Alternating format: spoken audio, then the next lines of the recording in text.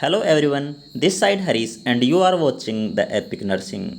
दोस्तों, अपने सफ़र को चालू रखते हुए एक बार फिर से आपका स्वागत है नोट सेट मास्टर क्लास में।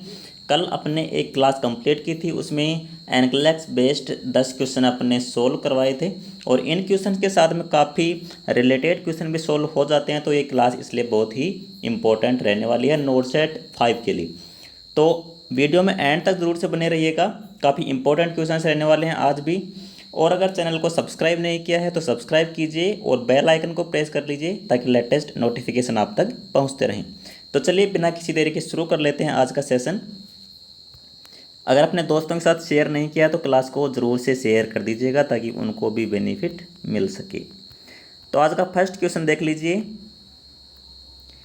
Which of the following sign in a child with meningitis is characterized by pain or resistance on extending the legs at the knee when the child is laying supine? ठीक है, तो इसमें meningitis के बारे में पूछा गया है। सबसे पहले तो आपको समझना ये है कि मेनिंजाइटिस होता क्या है। जो ब्रेन के लेयर्स होते हैं, ठीक है, उनका इन्फ्लामेशन यानी कि मेनिंग्स बोलते हैं जिनको, मेनिंग्स, इनका जो इन्फ्लामेशन होता है उसको अपन बोलते हैं मेनिंजाइटिस।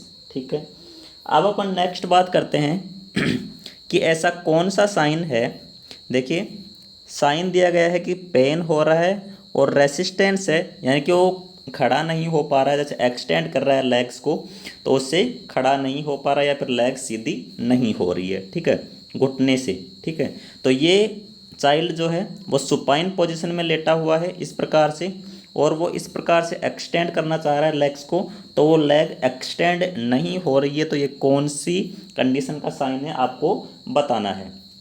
देख लीजिए, ऑप्शन ए है ब्रोडजिन्स्की, ऑप्शन बी है कर्निग्स, ऑप्शन सी है यहाँ पे मैक्वेन और ऑप्शन डी है चोवेस्टेक।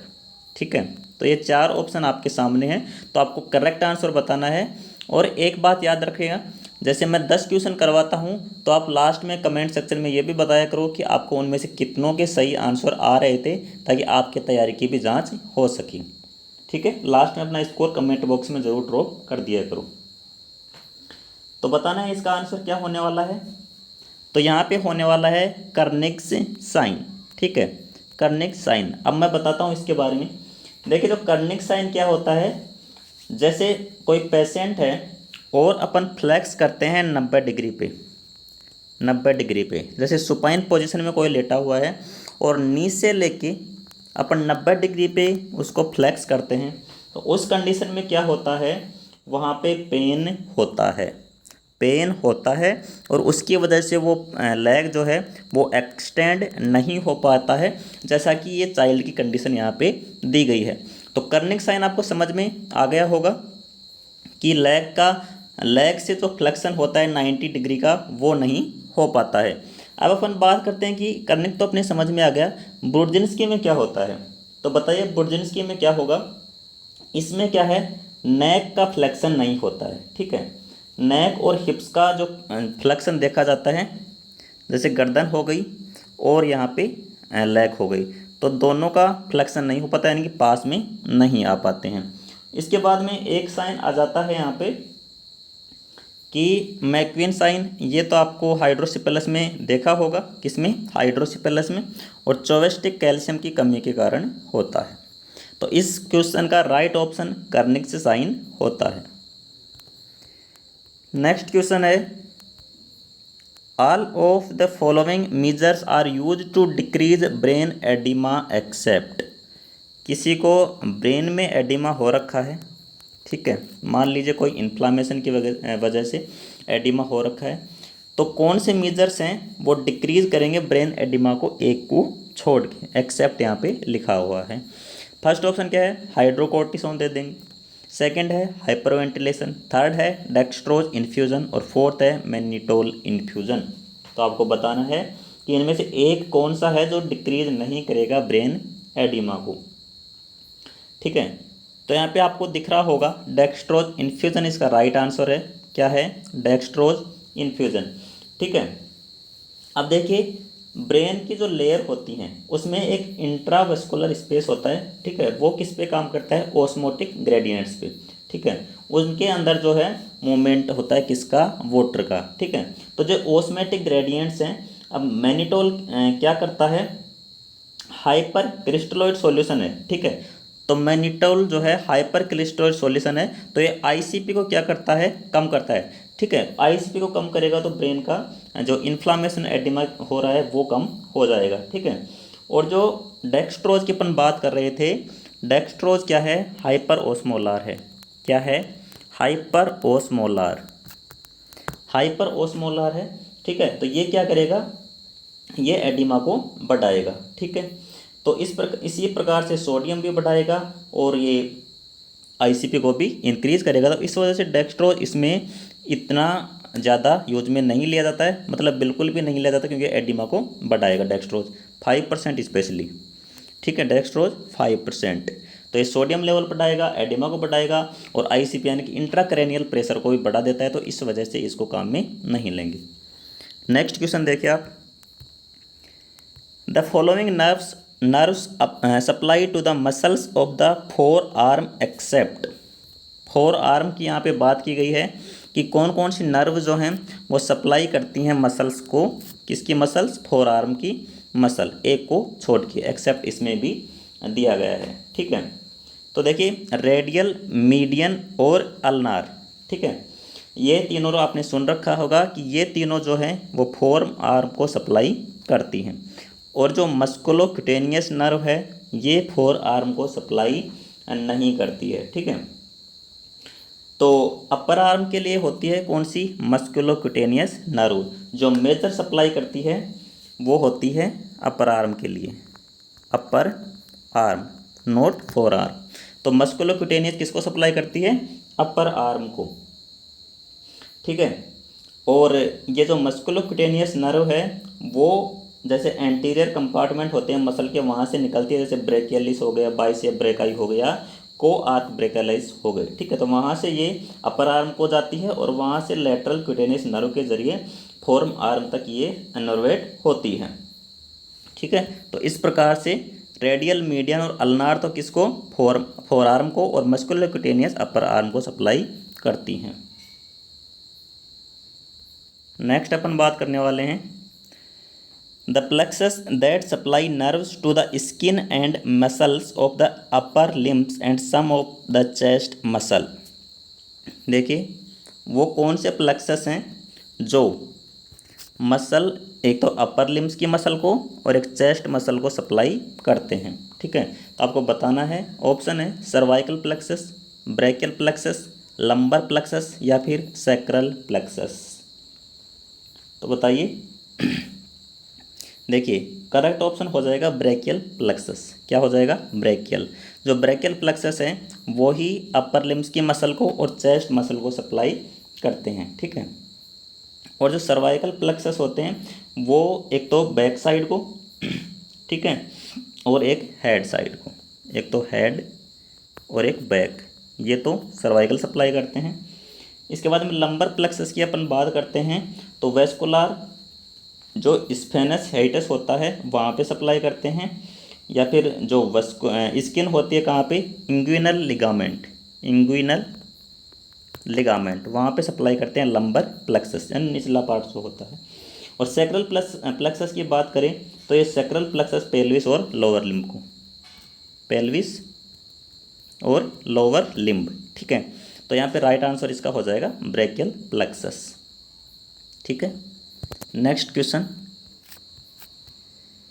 malformation of the spine in which the posterior portion of the lamina of one or more vertebrae fails to fuse with or without a defective development of the spinal cord, ठीक है।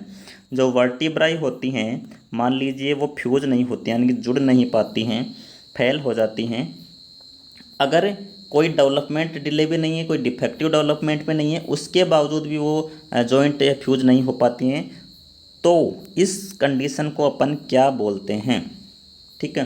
तो इस condition को अपन बोलते हैं रेकिशियासिस, रेकिशियासिस। ये क्या term है, रेकिसियासिस, इसके बारे में जानते हैं पहले। तो रेकिसियासिस क्या है? एक डेवलपमेंटल बर्थ डिफेक्ट है। क्या है? इसके बारे में जानते हैं। डेवलपमेंटल बर्थ डिफेक्ट है, ठीक है, आपको पता है। इसमें क्या इन्वॉल्व होता है? एक तो न्यूरल ट्यूब, क्या होता है? न्यूरल ट्यूब, और पोस्टीरियर जो न्यूरोपोर होता है, न्यूरल ट्यूब, वो फेल हो जाता है जो 27 इंट्रायूटेराइन डे होता है। 27 इंट्रायूटेराइन डे, इसी दिन ये फेल हो जाता है, ठीक है। तो इस प्रकार से रेकिसियासिस जो आपको समझ में आ गया होगा, इसका करेक्ट आंसर है रेकिसियासिस। और ये भी न्यूरल ट्यूब डिफेक्ट हैं, ये आप सबको पता होगा। एनेनसेफेली क्या है? जो सिर होता है वो यहाँ पे नहीं उपस्थित हो सकता है, मतलब जो बनता नहीं है, ठीक है, इस प्रकार से होता है। अब देखिए next question, inability to carry out normal activities despite intact motor function is. देखिए नॉर्मल एक्टिविटी हैं जो डेली लिविंग की, एक्टिविटी ऑफ डेली लिविंग मान सकते हो आप, उनको करने में कोई इनेबल है मोटर फंक्शन की वजह से, तो उस टर्म को क्या बोला जाता है? उस टर्म को डायरेक्टली मैं बता देता हूँ, एप्रेक्सिया बोला जाता है। क्या बोला जाता है? एप्रेक्सिया, ठीक है। इन टर्म्स की भी चर्चा करते हैं। एनहेडोनिया क्या होता है? ये इनेबिलिटी होती है एक्सपीरियंस प्लीजर, जैसे किसी भी चीज़ का आनंद इसमें इस कंडीशन में नहीं आता, तो प्लीजर इसमें अनएक्सपीरियंस्ड होता है। एपैथी क्या होती है? एपैथी वो स्टेट होती है जो सप्रेशन कर देती है इमोशन को, ठीक है। क्या होती है? इमोशन सप्रेशन, यानी कि कोई भी इमोशन इसमें बाहर निकल के नहीं आते हैं। एमनेशिया आप सबको पता है कि एमनेशिया में जो है मेमोरी लॉस होती है, ठीक है। एमनेशिया में क्या है? मेमोरी लॉस होती है। और एप्रेक्सिया की अपन बात करते हैं, तो एप्रेक्सिया में जैसे जो कंप्लीट कोऑर्डिनेशन मूवमेंट है बॉडी का, वो एग्जीक्यूट नहीं कर पाता है कोई इंसान, उसको बोला जाता है एप्रेक्सिया, ठीक है। क्योंकि इसमें क्या होता है, जो मस्कुलर और सेंसरी इम्पेयरमेंट हो जाता है, सेंस नहीं पहुंच पाते हैं तो कोऑर्डिनेशन नहीं हो पाता है, और ब्रेन डैमेज के कारण ये हो सकता है। तो नेक्स्ट क्वेश्चन देखते हैं अब, What should be the initial action of a nurse if a patient develops slurred speech and disorientation? एक तो slurred speech है, अटक अटक के बोल रहा है, एक डिसओरिएंटेशन है, उसको कुछ याद नहीं है, और गलत सलत बता रहा है वो स्थान वगैरह। टाइम एंड प्लेस यहाँ पे दिया भी गया है, टाइम भी गलत बता रहा है, प्लेस भी गलत बता रहे हैं। और उसको हेड इंजरी हुई थी एक दिन पहले, यानी कि 24 आवर पहले हेड इंजरी हुई थी, तो क्या एक्शन करना है नर्स को? तो देखिए ऑप्शन ए क्या है? Recheck the patients neurological status in 15 minutes, ठीक है। Prepare the patient for emergency surgery, continue with neurological assessment, या फिर inform the neurosurgeon of the patient state. बता दिए स्टेटस, बताइए। देखिए ऑप्शन ए की तरफ अगर अपन देखें, तो अगर पेशेंट का न्यूरोलॉजिकल स्टेटस 15 मिनट में अपन चेक कर रहे हैं, तो उसके इससे अपन को कुछ नहीं होने वाला। क्यों? क्योंकि यहाँ पे लेवल ऑफ कॉन्शियसनेस में चेंज हो रहा है, ठीक है, और उसकी हेड इंजरी हुई है 24 आवर्स अगो, तो ये तो अपन नहीं करेंगे। इमरजेंसी सर्जरी अपना कोई काम नहीं, ये अपन कर भी नहीं सकते हैं।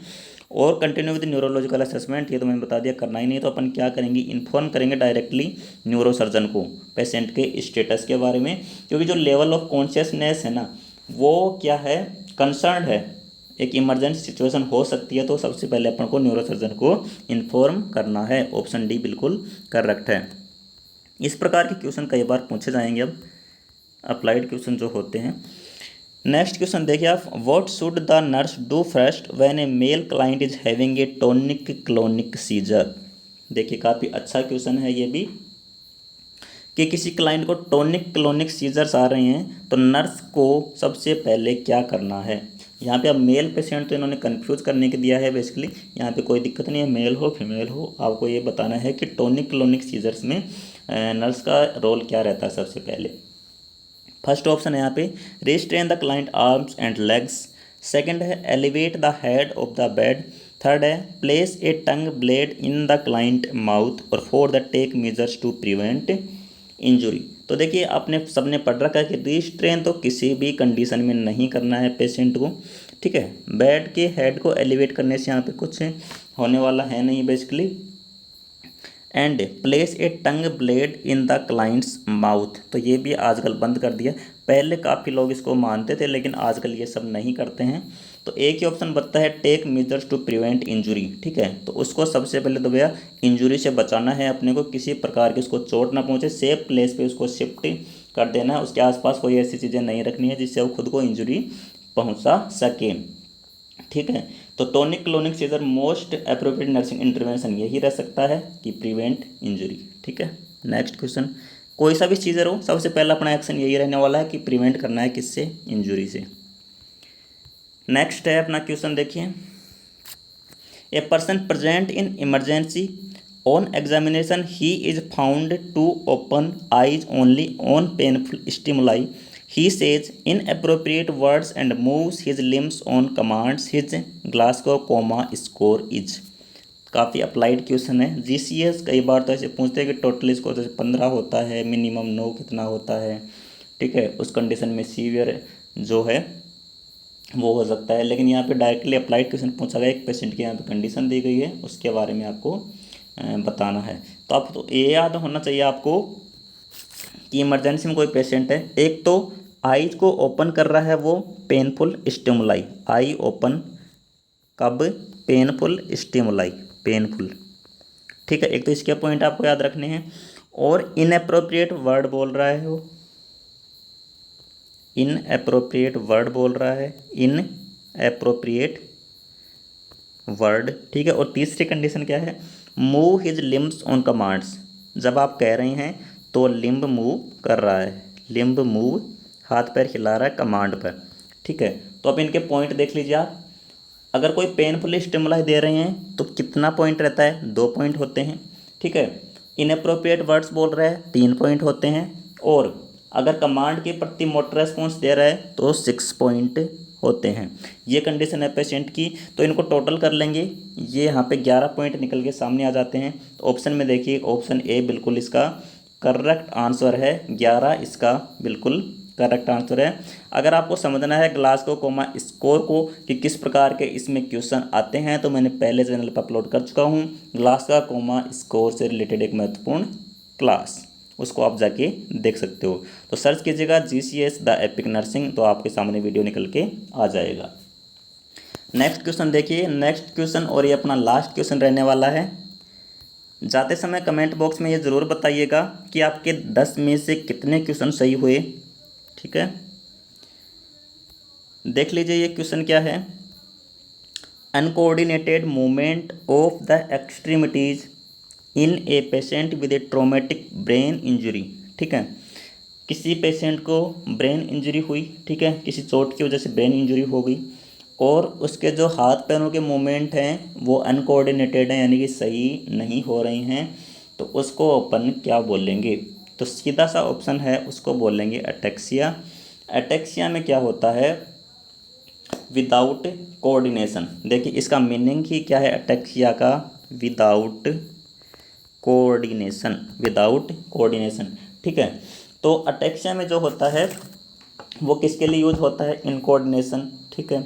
अब वो किससे एसोसिएटेड हो सकते हैं, वो किसी भी कंडीशन से एसोसिएटेड हो सकते हैं, चाहे वो इन्फेक्शन हो, इंजरी हो, या फिर कोई डिजीज़ हो, डिजनरेटिव जो चेंज होते हैं वो हो, या फिर कोई चेंज हो जो सेंट्रल नर्वस सिस्टम से एसोसिएटेड होते हैं, ठीक है।